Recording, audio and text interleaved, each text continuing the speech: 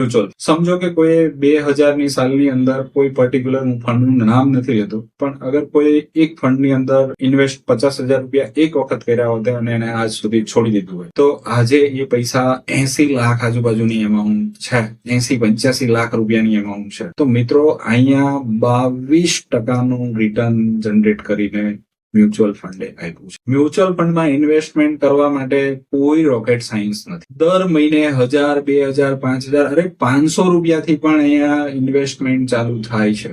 અને જ્યારે વર્ષના એન્ડની અંદર તમારી પાસે કાં તો ક્યાંથી બોનસ આવે છે, કાં તો ક્યાંથી એક્સ્ટ્રા ઇન્કમ થઈ છે, ક્યાં તો ઘરની અંદરથી કોઈ ગલ્લો તમારી પાસે છે, જેમનો ટીડીએસ કપાય છે, એ લોકો ટીડીએસ જયારે રિફંડ આવે છે, આ પૈસા જયારે એક સાથે આવે છે ત્યારે એક સાથે એને ઇન્વેસ્ટ કરી. અમારી સાથે જોડાયેલા તમામ ગ્રાહકો, અમે એમના ટીડીએસ ના પૈસા, એવા ઘણા બધા અમારા કસ્ટમરો છે કે જેને ટીડીએસ ઘણા સમયથી વાપર્યો, એ ટીડીએસ જેવો જમા થાય એટલે અમને આપી દે. તો